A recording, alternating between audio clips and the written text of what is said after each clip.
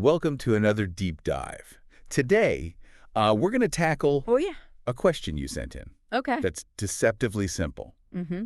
How many holes How many holes? does a human body have? Yeah. We've got some fascinating material to unpack on this. Yeah. And trust me, Okay. it's going to get weird. It really challenges how we think about a hole. Yeah. Obviously, we've got the Yeah. mouth, nostrils, ears, Yeah.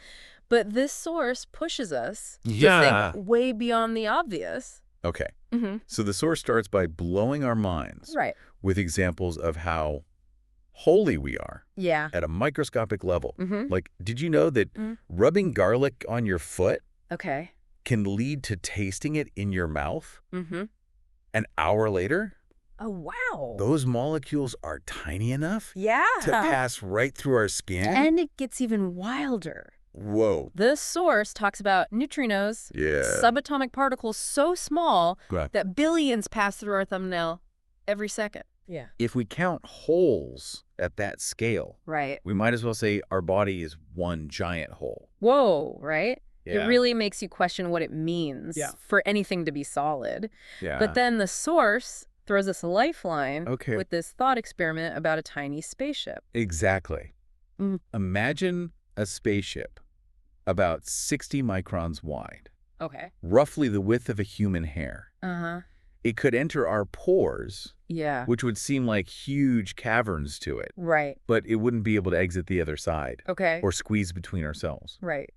This is where the distinction between blind holes and through holes comes in. Okay. I'm with you so far. Okay. So a through hole is like a tunnel with an entrance and an exit, Right. while a blind hole is more like a dead end. Precisely. Okay. The digestive tract is a classic through hole. Right. You can follow it from mouth to, Yeah. well, the other end. Right. But things like pores, Yeah. hair follicles, Yeah. or even the sinuses in our skulls. Our blind holes, Okay. they go in, but there's no way through. So depending on what size we're talking about, our bodies could have millions of tiny holes or just a handful of these larger through holes. Yeah. But then the source gets philosophical Mm-hmm. and asks, what even is a hole? Right. Mm. It uses this example of a donut Yeah. morphing into a cup and then into a flat plate. Right. When does the hole disappear? Yeah. It's trippy. It is. But it highlights how our everyday language can get messy Yeah. when we examine things closely. And that's where math comes in, right? Exactly. The source introduces this idea of topology Okay. to help us define holes more rigorously. Think of topology as a flexible kind of geometry. Okay. Imagine you're sculpting with clay. Mhm. You can stretch and reshape it, but the number of holes stays the same. Okay. That's the basic idea. Okay, that makes sense. Okay. But how does this apply to the human body? Mm-hmm. We're not exactly lumps of clay, are we? Well, here's where it gets mind-blowing. Okay. Topologically speaking, Yeah. the human body is equivalent to a 7-hole donut. Hold on. Yeah. A 7-hole donut? Mm-hmm. That's a lot of holes. Yeah. How can our bodies possibly be like that? It's all about how these through holes connect. Yeah. Think of the digestive tract as one hole, Okay. then the 2 nostrils, Okay. 2 tear ducts, Okay. the mouth, Uh-huh. and one more for the other end. Okay. It's like a donut, but molded and stretched into the shape of a human. Okay. I kind of see it. Okay. But a 7-hole donut is still a pretty abstract concept. Right. Is there a more concrete way to picture this? Imagine a bodysuit designed for a spider, Okay. with each limb representing a through hole. Okay. Now map that onto a human. Yeah. 2 legs become nostrils, Right. 4 become tear ducts, Uh-huh. 1 becomes the mouth. Yeah. You get the picture. Okay. That's surprisingly helpful. So topologically, we're all just spiders in disguise. But the source also talks about things like piercings Mm-hmm. and anatomical variations. Right. Do those affect the number of holes? Absolutely. Each piercing essentially adds another hole. Okay. And if a piercing goes through a pre-existing through hole, Yeah. like through your cheek and out a tear duct, Uh-huh.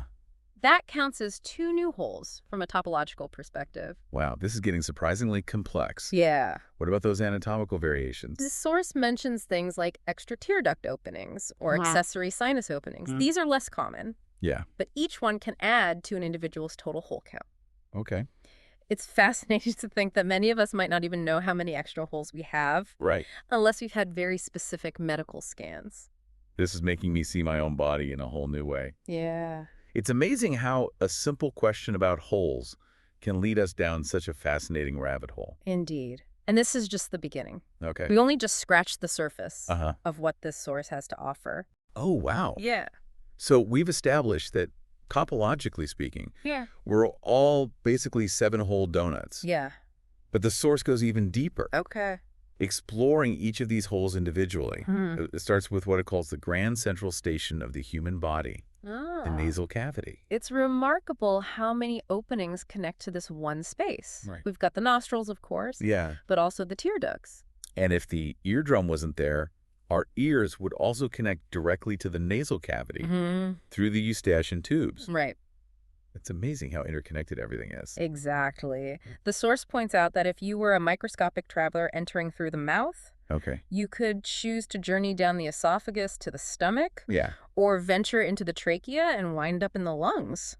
So even within a single through hole, there can be different paths and destinations. Yeah. It's like our bodies are hosting their own choose-your-own-adventure stories. That's a good way to put it. But speaking of adventures, the source takes a detour into the world of topological puzzles. Mm-hmm. Do you think you could walk us through one? Of course. Let's imagine a two-hole donut Okay. with a rod passing through one of the holes. Okay. The challenge is to figure out how to get the rod through both holes without cutting or breaking the donut. Mm. The key is that the concept of the middle of the donut is flexible. Right. By continuously deforming the shape and redefining what we consider the middle, we can make it seem like the rod is going through one or both holes.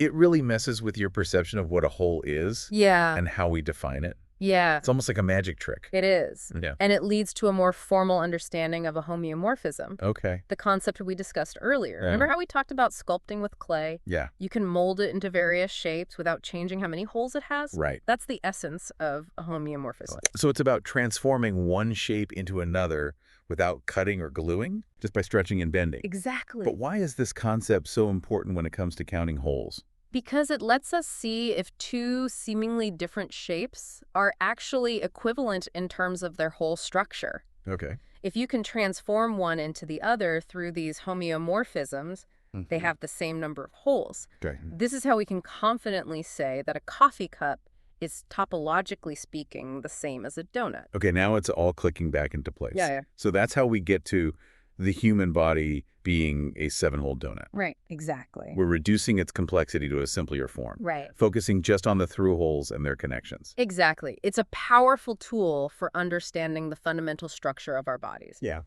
But you might be wondering, what's the practical use of knowing this? Does it change how we approach biology or medicine? That's a great question. Yeah.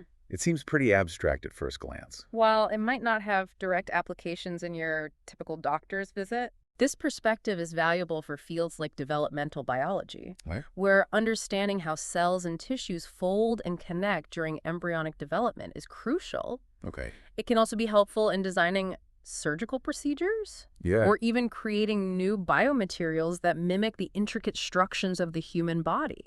So even something as seemingly abstract as the topology of a donut can have real-world implications. Yeah.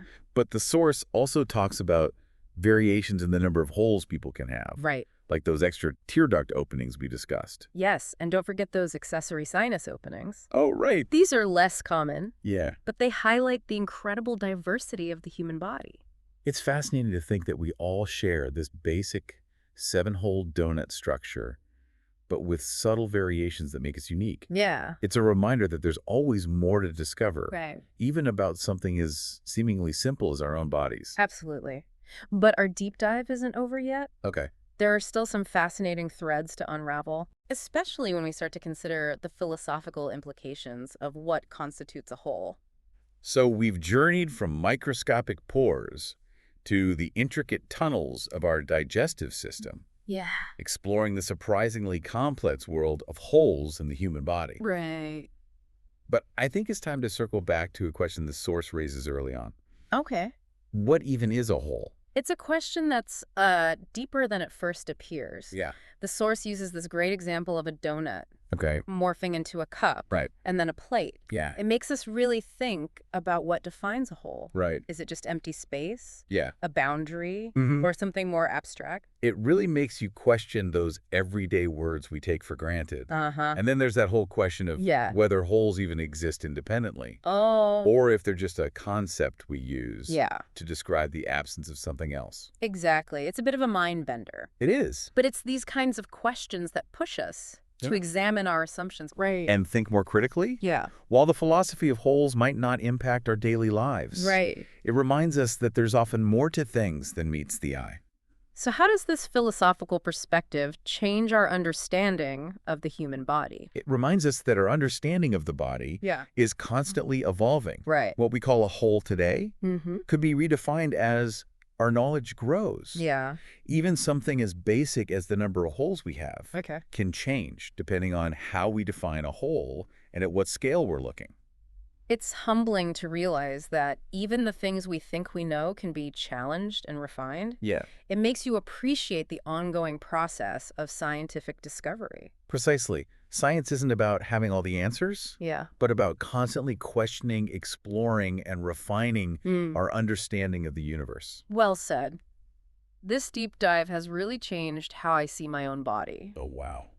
Who knew there were so many layers to something as seemingly simple as a whole? It just goes to show that even the most familiar things Yeah. can hold hidden complexities and wonders Right. waiting to be uncovered. And I think that's a beautiful thing. Absolutely. Yeah. It reminds us to stay curious, Yeah. keep asking questions, Mm-hmm. and never stop exploring. Yeah.